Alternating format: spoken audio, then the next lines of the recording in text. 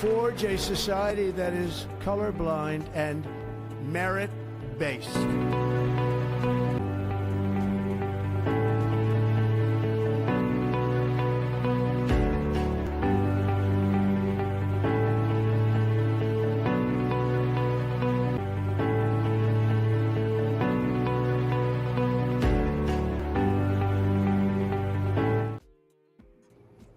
Hi Mario, hi Syria. How are you guys? Good, how are you? Wonderful. So let's start with today's questions in the new year. What we have? Yeah, absolutely. So our first question is anonymous user asks, when reviewing a profile for the first time, what signals tell you that EB1A is strategically viable versus premature, and how can someone improve that gap? It's a very kind of a brilliant question. It's not about improving the gap actually. If it is kind of, let me put it this way, like today we had one achiever actually. Okay, she has been one of the very promising cases. Everything very good, everything fine. Now, please understand, EB1A is it depends on three. There are three dimensions of success for EB1A. The first is your own expertise, in a way that whether you have been able to identify your expertise properly or not, whether you have been able to reach to a, are you a person of a caliber that has reached the top of your field or not? What are the evidences that you have demonstrated? What is your progressive experience and what has been the impact of that? Now, so this is the degree of your expertise that you kind of have to prove. I mean, that's the kind of the objective. But at the same time, there are additional dimensions which are there, which is in addition to your expertise, is there how much you understand about EB1A and how to present your case. Now, almost we would have out of all our 56 achievers as on today, we would see that there are people, almost 50 to 60% of them would not have thought that they can get closer to getting EB1A. Now, for them, it's a different thing. They have to start building up their profile and everything. But the question is not pertaining to that.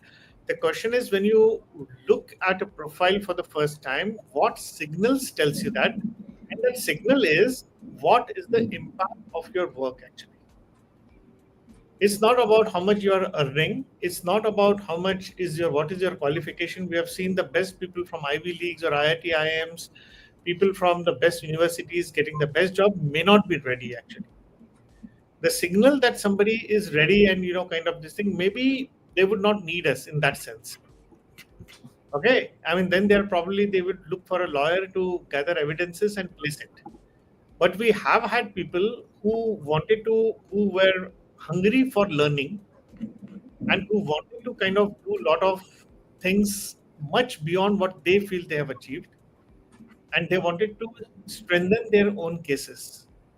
So the first signal is that how hungry are you actually to learn and unlearn. I mean, that's something which is very. We have seen people who are 26-year-olds getting EB1A. We have seen people who are 50-year-old getting EB1A. But at the same time, we have seen people who are from the best of the best schools, even having approved 8 to 10 criteria approved, still getting rejected. People getting $1 million salary still getting rejected. Ordinarily, it would be a counterintuitive to see. Oh, somebody is getting $1 million salary. Oh, so it means that he's ready for EB1A. Otherwise, why would somebody pay? There would be certain success. But again, then the other dimensions in terms of understanding your EB1A and learning how to present yourself would come in actually. So I would say that I think this is a too fast a question. It's a too it's a to an extent that this becomes infructuous because there is always something always in waiting actually, something that a person needs to always top up. Nobody would be an absolutely ready unless and until of course you got a Nobel Prize, or unless you have reached a pinnacle of your field, you are a superstar, or you are a kind of a best in your, you have got some Olympic medal or something like this, you are, you would never, nobody would say that I am extraordinary. So, but yet there are certain signals, as I mentioned, which are more on the softer side than the mere expertise. Intellectual prowess is not the only thing that can help you to get in. There are a lot of other factors that play a major role, and we look for those factors. Whether professional standards of a person, the coachability of the person, or whether person can commit time for himself. So these are the things that I would say are more prone to helping people getting EB1A than just mere intellectual prowess or some kind of a signal to say, oh, that person is EB1A strategically ready for that. But I think if it is a matter of some viability, then I think we again come back to the basic thing, whether the person is coachable or not, whether the person can commit time or not. Somebody says, no, I can't commit time, then it's a red flag. Somebody's professional standards are not up to the mark, the LinkedIn profile is not ready, then there is a kind of a red flag actually. Okay, so let's move to the next question. Of course. So another aspirant asks, how do you help candidates identify their true area of expertise when their experience in, when their experience expands multiple roles or industries? It's a beautiful question actually, because defining the expertise is the core part here. Because you are looking at the role or the industry as one of the critical factors to define expertise, you're looking at it. But I'm not looking at it multiple roles. Sometimes what it takes, what expertise it takes to perform the role is also equally important here.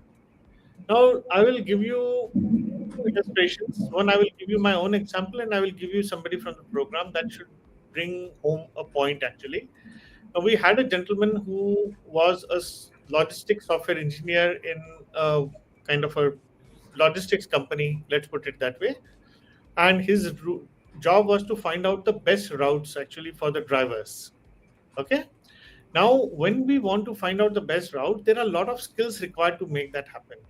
It is not just about the area, about the geography, about the technology, about the software, about the knowledge that integrates all these things put together is important. But there is something a lot more, because the routes are created or established using satellites. And he was using an API using satellites, so that it was finally the expertise was defined as geospatial software engineering. Now, similarly, in my case, I was a CEO for Financial Planning Standards Board, running a non-profit organization. Before that, I was the director of one of the leading business schools. Before that, I used to sell mutual funds. I was the HR head also actually here for some time now. Holistically, I mean, there were a lot of skills that were being used: people management skills, education, teaching, learning, financial literacy, financial education. Now, these were the skills that were being used in financial planning. So, eventually, my own expertise was financial education. Now, the moment you put across a financial, you don't have to.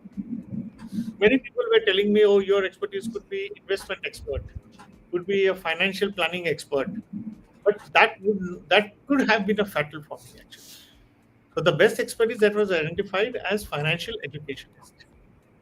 And this is how an expertise is defined by virtue of your work, what it takes to grow up that expertise, and what skills that you are using it, what knowledge you are bringing it on the table.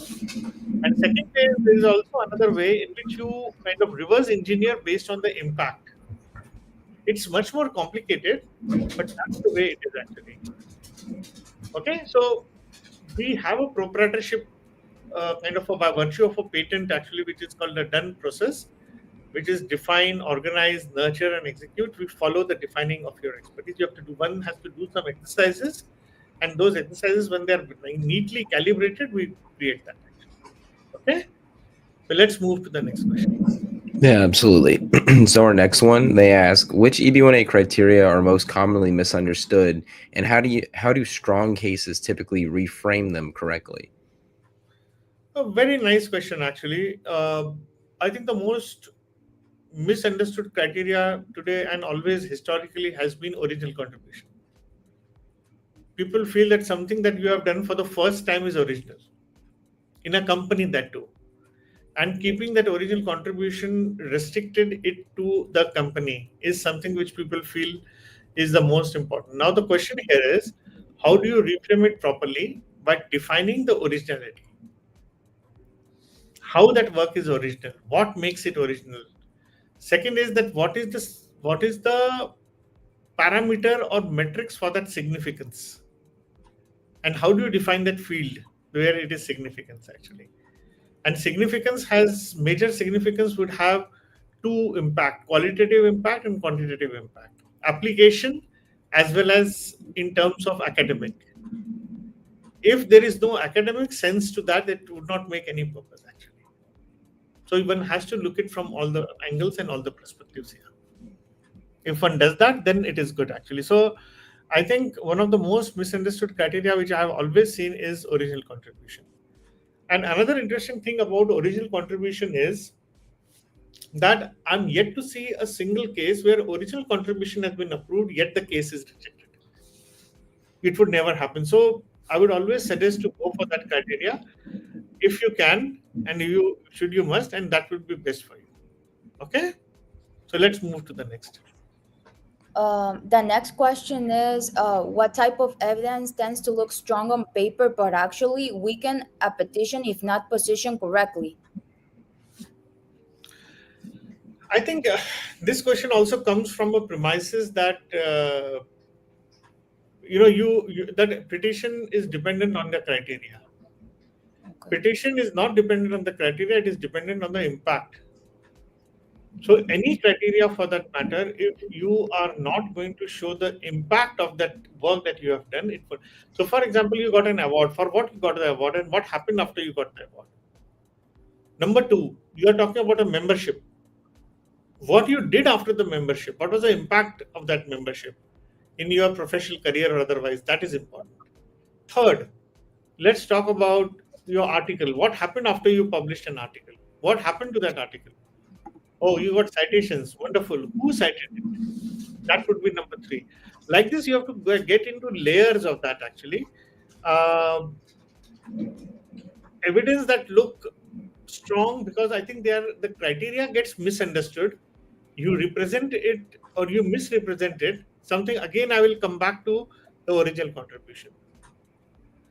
So it may look, oh, you have done a wonderful job. You, as I said, first doing something first time is not an originality. Okay, you were the first person to do certain thing in an organization, that would not make any difference, because it is the weaken. It is not about positioning; it's about applying the criteria properly, applying the showing the impact of your work. So to that extent, this question seems little infructuous to me actually. Otherwise, I think don't focus on the criteria. Okay, let's move to the next question. Yeah, absolutely. And I think this next question will piggyback really great from the previous one. So they ask, from your experience, what mistakes do self-prepared or poorly guided EB1A candidates make that are hardest to fix later?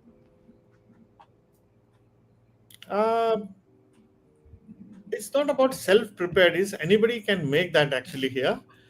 I think one can go into more granular detail. Number one, not connecting your criteria to the expertise.